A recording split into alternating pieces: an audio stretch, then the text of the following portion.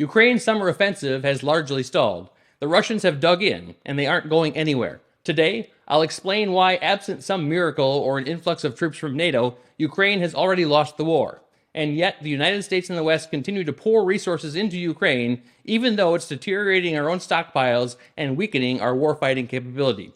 It's time to end the conflict through peace negotiations so we can focus on the real massive geopolitical threat to our interests and the free world in general, Communist China. Plus, Ray Epps claims he will be charged in connection with January 6th. A Seattle public school is offering treatments that confuse and delude kids about their God-given sex. And the Secret Service is ending its investigation of the bag of cocaine found in the White House. I'm Doug Wardlow, and this is Founding Principles. It is time to go on offense. This is Founding Principles with Doug Wardlow. Biden has really made a mess of things in Ukraine. First off, the war would never have started but for Biden's weakness. The debacle he caused in Afghanistan was like a beacon to all would-be aggressors, broadcasting the signal, "Now is the time." And Russia was listening intently.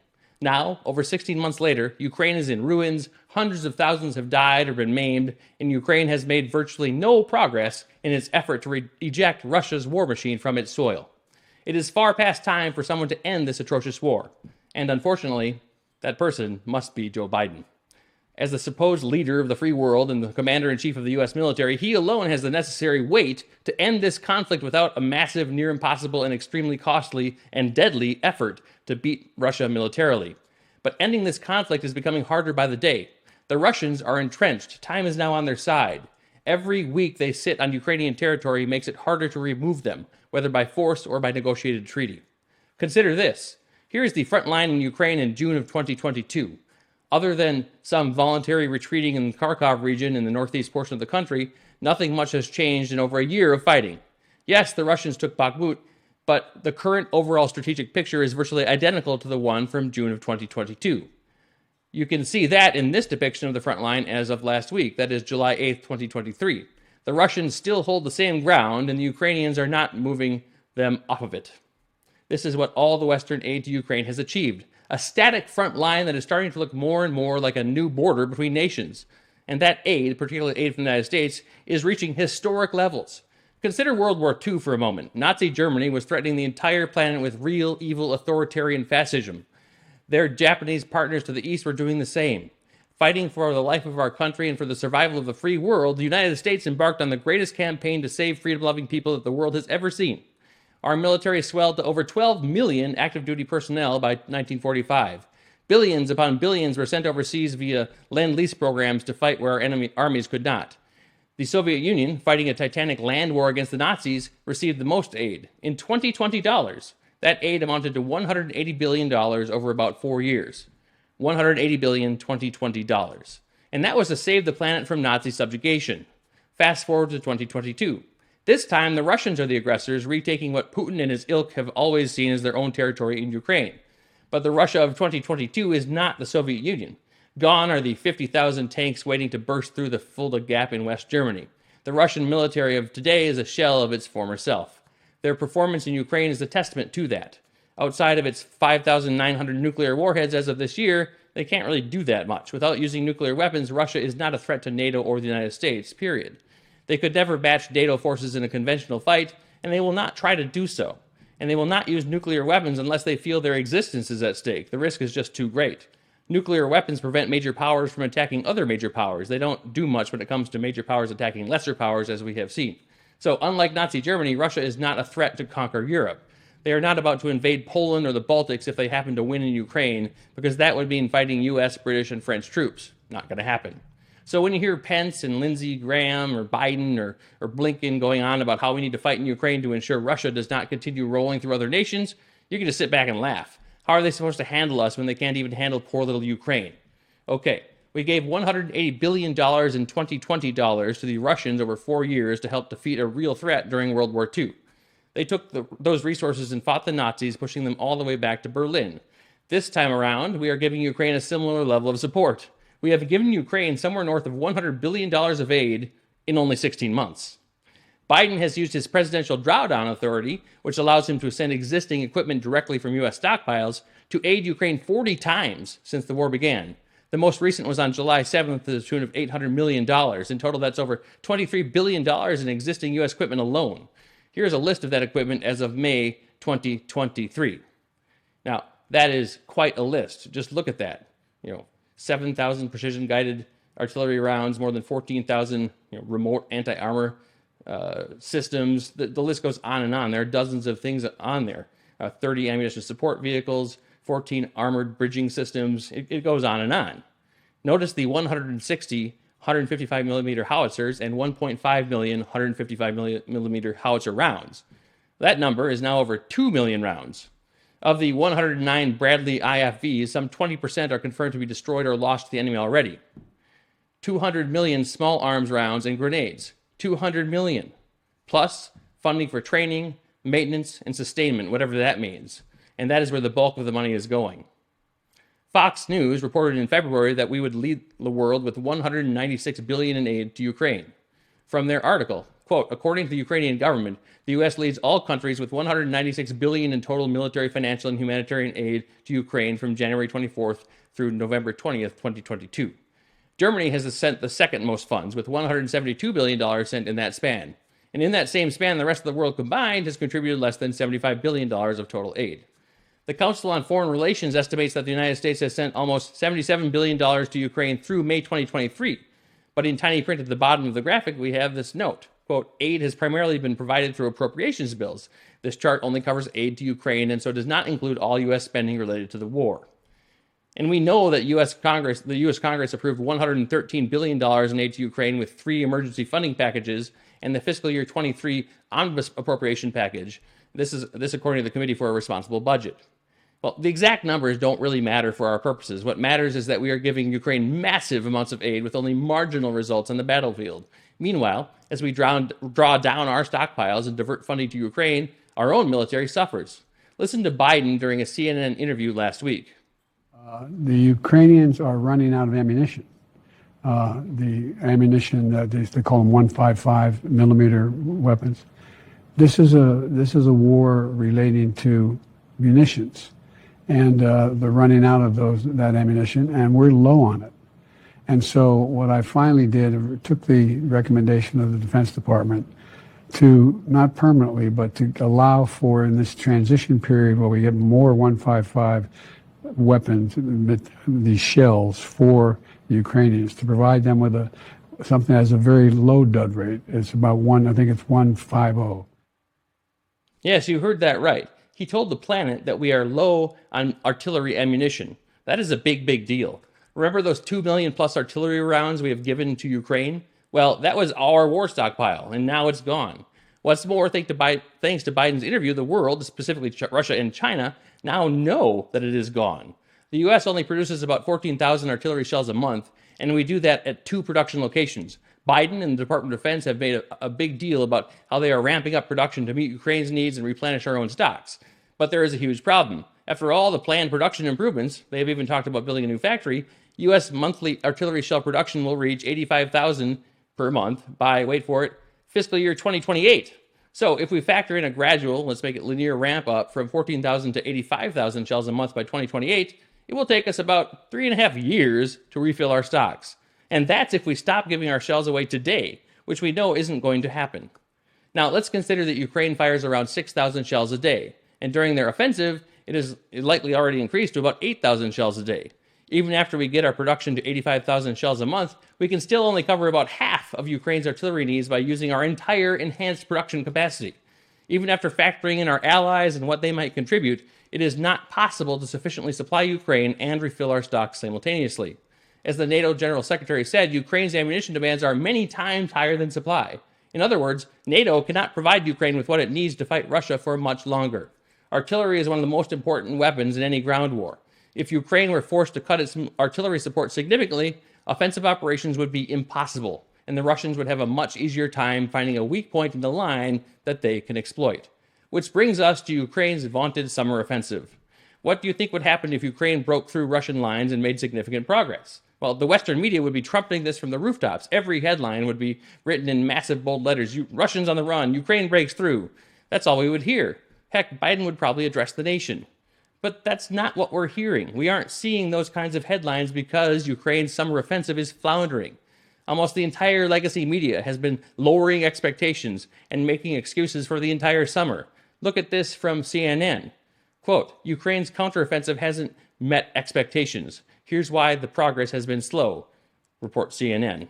I'll tell you why progress has been slow. The Russians have been fortifying their lines for months, making several lines of defense, laying hundreds of thousands of mines, and positioning reserves in key areas. And they have begun to use their air forces more effectively. Now, if you look back into history, the Russians have a good reputation when it comes to defense in depth. In the Battle of Kursk in 1943, the Russians basically gutted Hitler's panzer forces on the Eastern Front by using thick minefields and multiple fortified lines of defense.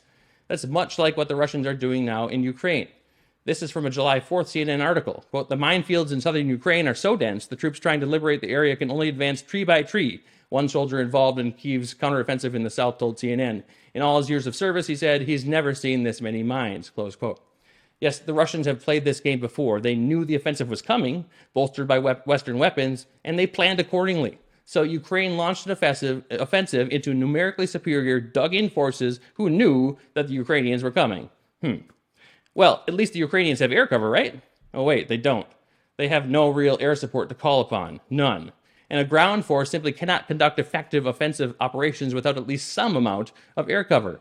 It is no surprise that the Ukrainians are making almost no progress in their summer offensive. They have advanced a few kilometers here and there, but they haven't even made it to the main Russian lines of defense. And this, despite the fact that the Russian-funded Wagner Group mercenary forces for a time turned on Russia and attempted to stage a coup. With all that Western aid Ukraine has received, and the Russians dealing with a revolt by their Wagner Group mercenary forces, well, that was Ukraine's big chance to break through. But it still wasn't a very good chance, and they have not succeeded. They have not broken through. The Russians are there to stay. I'm pretty sure this is what the NATO members were talking about during the closed-door portions of their summit in Vilnius, Lithuania, earlier this week. Of course, Zelensky was there. Biden actually called him Vladimir. And NATO promised Zelensky more aid, but a fast track to NATO membership for Ukraine was not on the table. Even Biden and his cronies can see that putting Ukraine in NATO right now would mean war with Russia.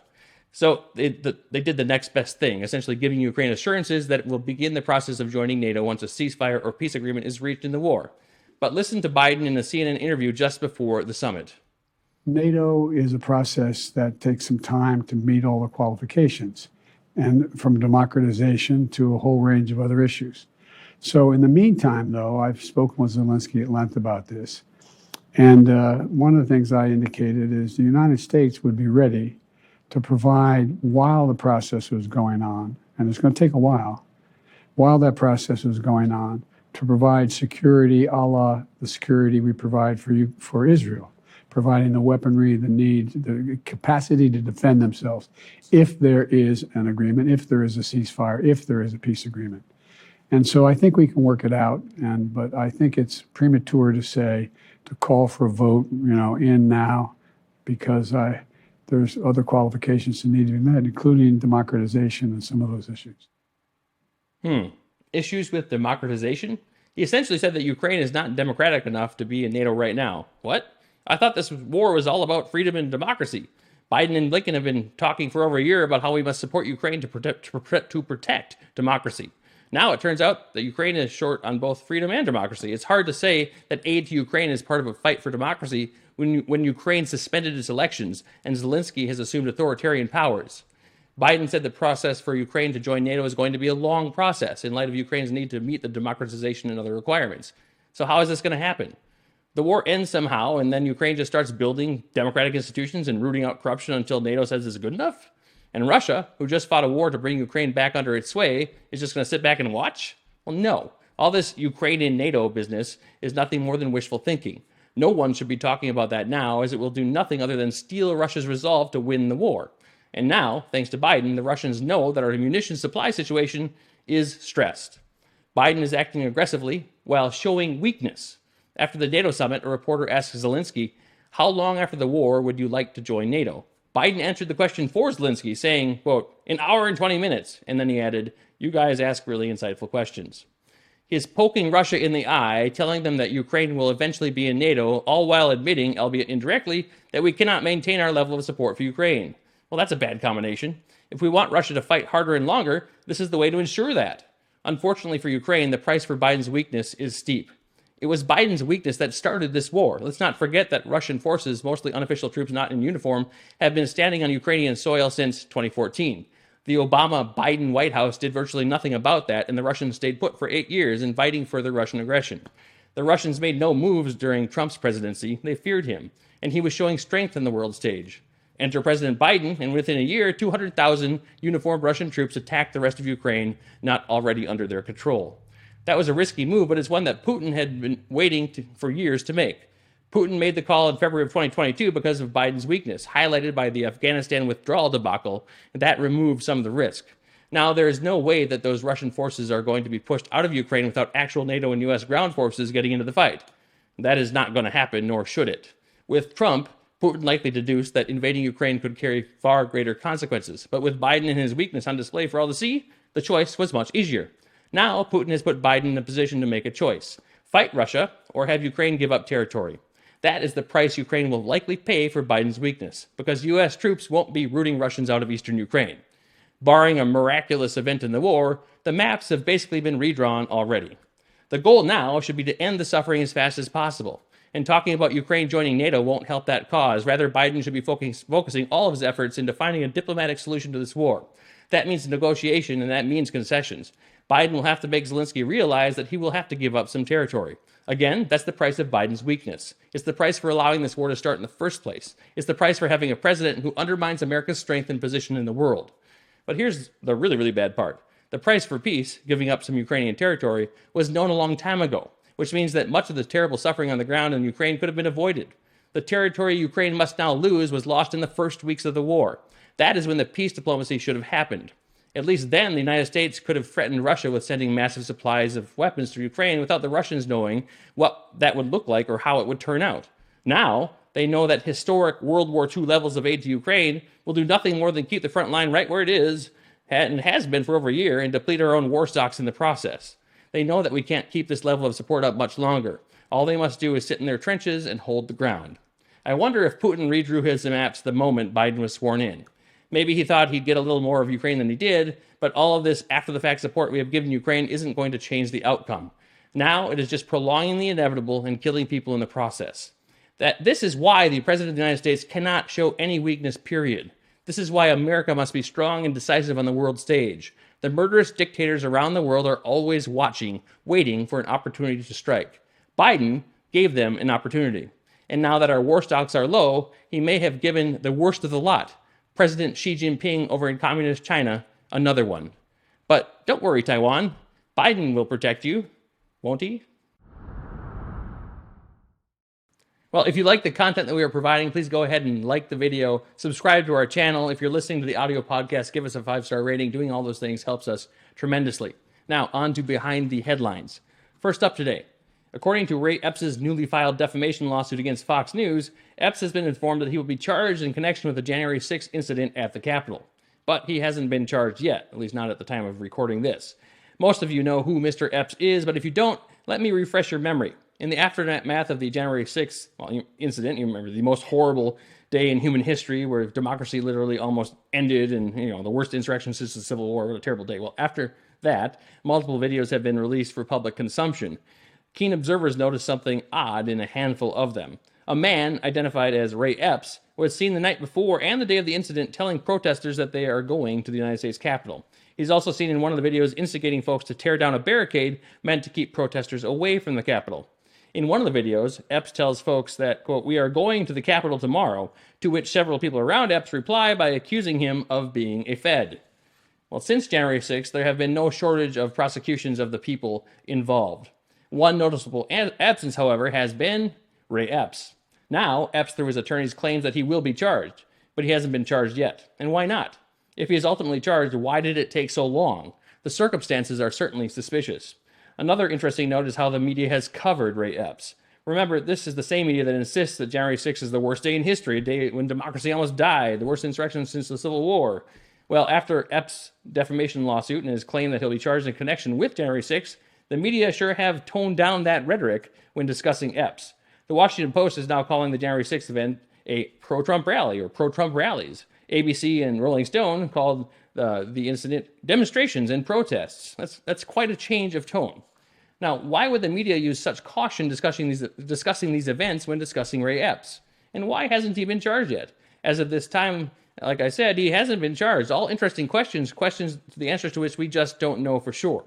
The legacy media and the federal government have had an inappropriate relationship as of late, whether it's censoring conservative speech or putting a lid on the Hunter Biden story or what have you. It's important that we investigate the total extent to which the media is in cahoots with the leftist federal bureaucracy. I suspect the legacy media may be just as much involved in active censorship of conservative views at the behest of the government as social media companies have been.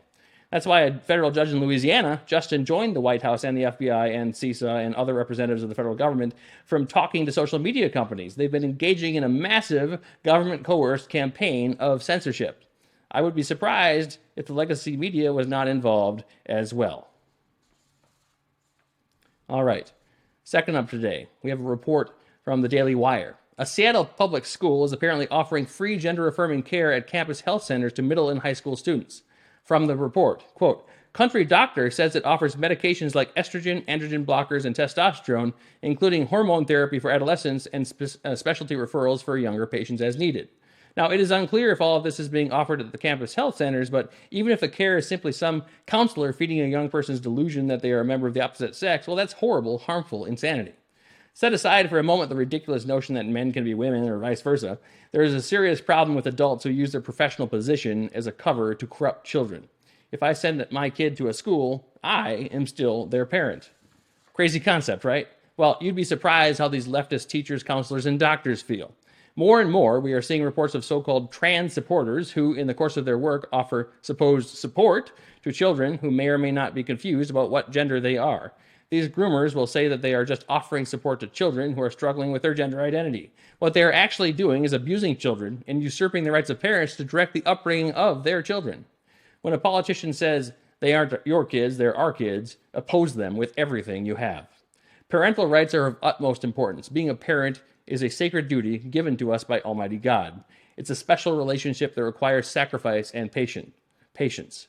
Most importantly, it's a job that cannot and should not be fulfilled by anyone else. It must not be usurped by bureaucrats or doctors or teachers or what have you.